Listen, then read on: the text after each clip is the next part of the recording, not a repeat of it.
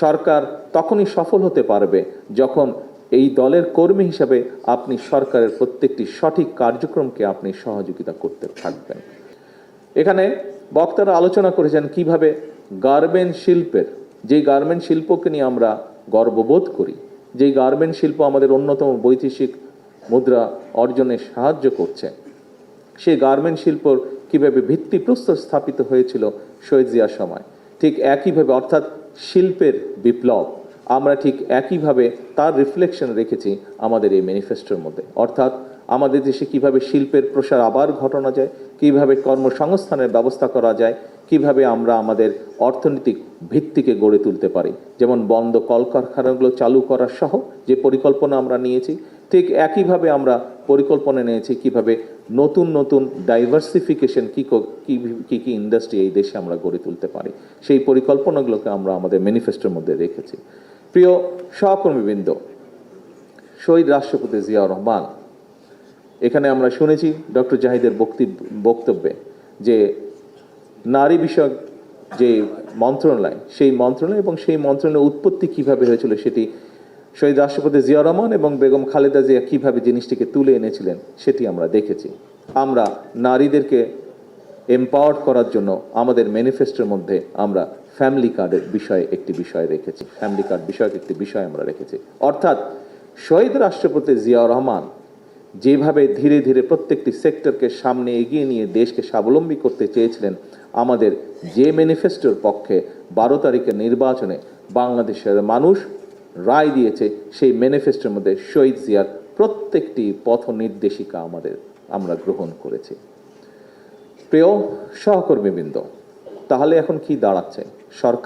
সরকারের কাজ করবে, কিন্তু আপনিও কিন্তু সেই দলেরই একজন, যে দলের সরকার সেই দলের একজন আপনি কিন্তু কর্মী। আজকে সেই দলের কর্মী সরকার তখনই সফল হতে পারবে যখন এই দলের কর্মী হিসাবে আপনি সরকারের প্রত্যেকটি সঠিক কার্যক্রমকে আপনি সহযোগিতা করতে থাকবেন, সঠিকভাবে সঠিক কাজটিকে আপনি সহযোগিতা করতে থাকবেন, তখনই এই সরকারের পক্ষে সফল হওয়া সম্ভব।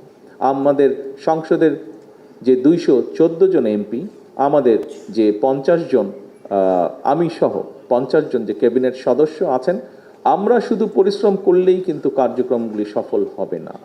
আপনাদের সকলের সহায়তা প্রয়োজন হবে। আপনারা প্রত্যেকটি মানুষ, সারা দেশের আনাচে কানাচে আমাদের বিএনপি বলুন, যুবদল বলুন, ছাত্র দল বলুন, স্বেচ্ছাসেবক দল বলুন, মহিলা দল বলুন, আইনজীবী ফোরাম বলুন, তাঁতি দল বলুন, শ্রমিক দল বলুন, অর্থাৎ আমাদের মূল দল সহ প্রত্যেকটি অঙ্গ সহযোগী সংগঠনে গ্রামে গঞ্জে, হাটে বাজারে, উপজেলায়, পৌরসভায়, বিভাগীয় শহরে, যেখানেই বলুন না কেন, 12 তারিখে নির্বাচনের আগে যেভাবে অক্লান্ত পরিশ্রমের মাধ্যমে এই দলকে আপনারা জিতিয়ে আনতে সক্ষম হয়েছেন, ঠিক জিতিয়ে আনার পরেই কিন্তু কাজ শেষ হয়ে যায়নি, বরং আমাদের সেই অক্লান্ত পরিশ্রমকে এখন আবারও কন্টিনিউ করতে হবে।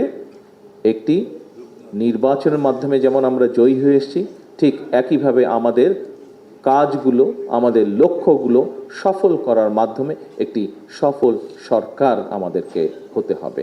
একটি সফল সরকার হতে পারলেই আমরা, তাও কি জনগণের দৃষ্টিতে আমাদেরকে সফল সরকার হতে হবে, এবং জনগণের দৃষ্টিতে যদি সফল সরকার হতে হয় তাহলে অবশ্যই শুধুমাত্র 214 জন এমপি বা 50 জন ক্যাবিনেট মেম্বারের পক্ষে সেটা সম্ভব না। যখন বাংলাদেশ জাতীয়তাবাদী দলের সারা দেশে ছড়িয়ে ছিটিয়ে থাকা সকল নেতাকর্মী এই কর্মসূচিগুলোকে বাস্তবায়নের লক্ষ্যে, এই কর্মসূচিগুলোকে সাকসেসফুল করার জন্য মাঠে ময়দানে নেমে কাজ করতে পারবেন বা করবেন, তখনই শুধুমাত্র সেটি সম্ভব। এখন আপনারা হয়তো বলতে পারেন, প্রিয় সহকর্মীবৃন্দ, যে আমি তো এমপি না, মন্ত্রী না, বা আমি সরকারের সাথে রিলেট না, আমি কিভাবে এবার কাজে সহযোগিতা করব? প্রিয় সহকর্মী, আপনি এমপি নন, আপনি মন্ত্রী নন, আপনি হয়তো উপজেলা চেয়ারম্যানও নন, আপনি হয়তো ইউনিয়ন পরিষদেরও চেয়ারম্যানও নন, বা মেম্বারও আপনি নন। আপনি কিভাবে কাজটি করবেন? আপনি একজন রাজনৈতিক কর্মী। আপনি আপনার যে সংগঠন আছে, আপনার যে রাজনৈতিক কার্যক্রম আছে, সাংগঠনিক কার্যক্রম আছে, সাংগঠনিক শৃঙ্খলা আছে, এই বিষয়গুলোকে আপনি সঠিক রাখার মাধ্যমে, অর্থাৎ আপনি একজন পলিটিক্যাল অ্যাক্টিভিস্ট। কাজী পলিটিক্যাল অ্যাক্টিভিস্ট হলে আপনি পলিটিক্স করার মাধ্যমেই আপনি দলকে সঠিক রাখবেন এবং দলকে সঠিক রাখার মাধ্যমে আপনি সরকারকে সহযোগিতা করতে সক্ষম হবেন। প্রিয় সহকর্মীবৃন্দ, আজকের এই ৪৫তম শহীদ জিয়ার ৪৫তম শাহাদাত বার্ষিকী উপলক্ষে আমরা শপথ গ্রহণ করতে পারি। কি সেই শপথ? আমরা শপথ গ্রহণ করতে পারি আমরা আলহামদুলিল্লাহ আল্লাহর রহমতে এটি জনগণকে সাথে নিয়ে ২০২৪ সালের ৫ই আগস্ট জনগণকে সাথে নিয়ে আমরা একটি সফল আন্দোলন করেছিলাম। ২০২৬ সালে ১২ই ফেব্রুয়ারি নির্বাচনে জনগণকে সাথে নিয়ে আমরা একটি সফল নির্বাচন পার হয়ে এসেছি আলহামদুলিল্লাহ। আসুন আমরা সকলে মিলে চেষ্টা করি যেই ম্যানিফেস্টোর পক্ষে বাংলাদেশের মানুষ রায় দিয়েছে সেই ম্যানিফেস্টোকে বাস্তবায়ন করার মাধ্যমে একটি সফল সরকার আমরা সফল সরকারের কার্যক্রম যাতে আমরা শেষ করতে পারি।